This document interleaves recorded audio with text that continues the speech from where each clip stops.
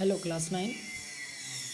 Today we are going to discuss the irrigation part, है ना, how we irrigate the crop plants.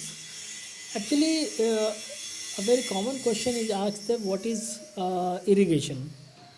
Irrigation is nothing but a process of supplying water to the crop plants, है ना.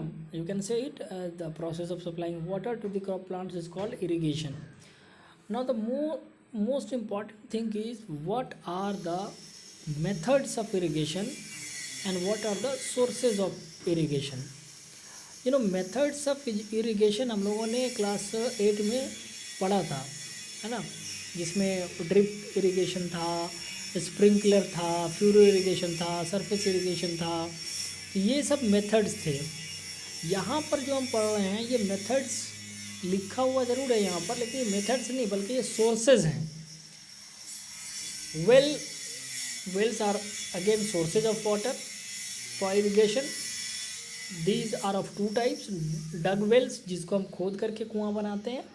डग wells water is collected by bullock operated devices और by pumps, जानते हैं इनको. एक है tube wells. It makes very deep underground water available for irrigation. Motor pump is use to lift the water. Second source है canal. These get water from large rivers. उसके बाद river lift system है हमारे पास. In this system water is directly taken from the rivers through pumps. This system is useful for irrigation in the areas close to river. ये इसमें क्या होता है कि जो रिवर के नज़दीक नियर बाई एरियाज़ हैं, नियर बाई एरियाज़ में हम लोग बड़े आसानी से पंप लगा करके और फिर पाइप के ज़रिए से भी हम इरिगेशन कर लेते हैं. उसके बाद आता है हमारा टैंक सिस्टम. ये टैंक सिस्टम एक्चुअल में ना ये स्मॉल रिजर्वॉयर्स हैं जहाँ पर पानी को हम स्टोर करते हैं और फिर ज़रूरत के अकॉर्डिंग हम फिर उसको यूज़ करते हैं. रेन वाटर हार्वेस्टिंग, जो नेचुरली रेन होता है उसको हम लोग छतों पे या फिर बड़े बड़े कलेक्टर्स लगा करके उसमें हम लोग इसको स्टोर करते हैं. Rain water harvesting. Rain water harvesting, it is actually the accumulation of water in tanks for later use. It also prevents soil erosion. हम लोग क्या करते हैं ना इसमें कि जो रेन होती है उस पानी को हम लोग स्टोर करते हैं फ्यूचर यूज़ के लिए. टैंक में या डैम वगैरह में भी यूज़ होता है. छोटे छोटे डैम टाइप से वो बनाया जाता है, या फिर बहुत सारे जो रूफ़ होते हैं घर के वो इस तरह से डिज़ाइंड होते हैं कि पानी आए तो वो कलेक्ट होकर एक टैंक में चला जाए. इससे क्या होता है, ज़मीन पे पानी जो है जो सॉइल इरोजन क्रिएट करता है उससे ये बचता है ना. उसके बाद हम लोग बात करने वाले हैं क्रॉप पैटर्न्स पर, जो कि हम लोग बाद में बात करेंगे. पहले आज एनसीईआरटी बुक से देखते हैं कि इसमें और क्या क्या हमको पढ़ना है. ठीक है.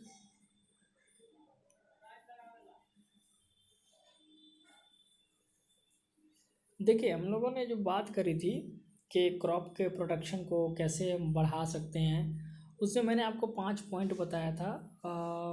लेकिन एनसीईआरटी बुक में इसमें 6 पॉइंट्स हैं. पहला पॉइंट था higher yield to increase the productivity of the crop per एकड़.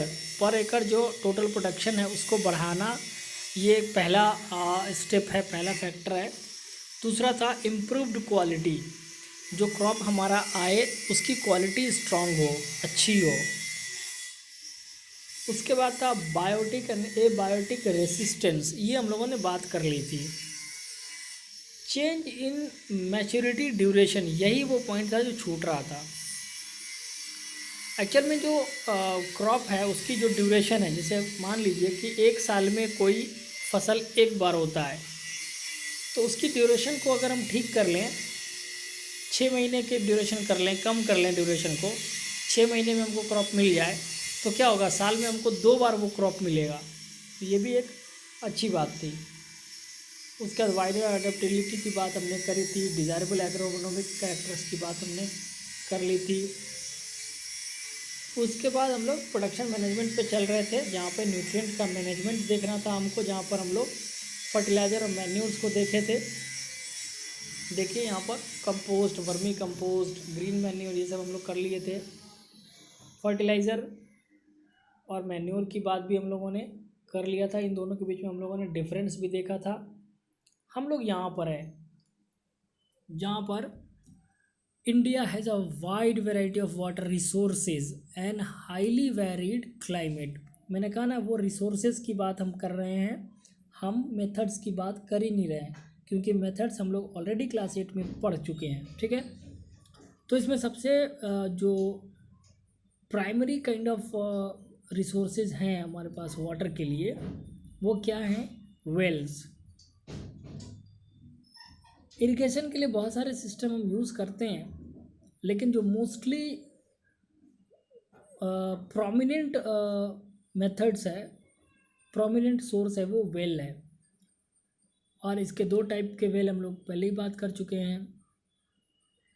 कैनाल की बात हम लोग कर चुके हैं, रिवर लिफ्ट सिस्टम की बात कर चुके हैं, टैंक की बात हम कर चुके हैं। ये जितनी भी सोर्सेज हैं, ये सारे सोर्सेज ऑल्टरनेटिव सोर्स हैं।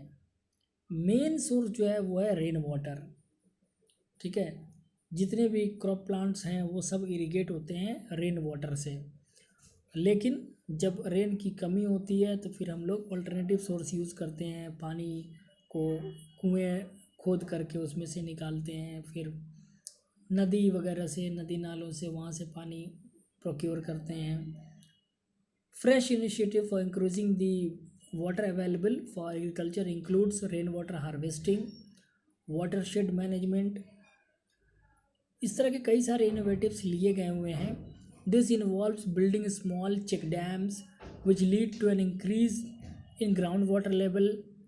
डैम बनाने से, चेक डैम्स बनाने से क्या होता है कि पानी जो है वो सीप करके हमारे ग्राउंड वाटर को रिचार्ज करता है ना। Check dams also stop rain water from flowing away. जो रन अवे होता है पानी का, जो वो निकल के चला जाता है समुद्र को, है ना, उसको रोकता है। And also reduces soil erosion. ये एक बड़ा इंपॉर्टेंट फैक्टर था कि सॉइल इरोजन को ये बचाता है। देखिए, इसमें ना एक मोर टू नो वाली बात एक बक्से में है, ये भी जानना ज़रूरी है। Droughts occur because of scarcity और irregular distribution of rain. Drought poses a threat to rain-fed farming areas where farmers do not use irrigation for crop production and depend only on rain। मैंने बताया कि ये primitive time से rain जो है वो सबसे ज़्यादा निर्भर करता है हमारा एग्रीकल्चर उस पर। बाद में धीरे धीरे जब टेक्नोलॉजी आती गई और इनोवेशंस आते गए तो हमने ऑल्टरनेटिव सोर्स निकाले हैं, बट ये प्राइमरी सोर्स है हमारे लिए। Light soils have less water retention capacity. जो हल्के ज़मीन मिट्टी होती है उसमें पानी रुकता नहीं है। In areas with light soils crops get adversely affected by drought conditions. अब जिन मिट्टियों में पानी रुकेगा नहीं वहाँ ड्रॉट का ज़्यादा खतरा होता है। Scientist have developed some crop varieties which can tolerate drought conditions. लेकिन साइंटिस्टों ने भी बहुत ऐसे क्रॉप वेराइटीज़ को बनाया है। मैंने कहा ना कि उसको म्यूटेट करते हैं और फिर उसके अंदर बहुत सारी चेंजिंग लाते हैं। ये सारी चीज़ें करने के बाद हमारे पास जो अब नए क्रॉप्स आए हैं वो ऐसे क्रॉप्स हैं जो किसी भी कंडीशन को, ड्रॉट कंडीशन हो, हायर वाटर कंटेंट हो, दोनों ही कंडीशन को अब ये टॉलरेट कर लेता है। स्टूडेंट्स, कल हम लोग देखेंगे क्रॉपिंग पैटर्न्स को, जिसमें मिक्स्ड फार्मिंग है, क्रॉप रोटेशन है, और भी कई सारी चीज़ें हैं हम लोग देखेंगे वहाँ। ठीक है, so it is all for today. Okay, thank you.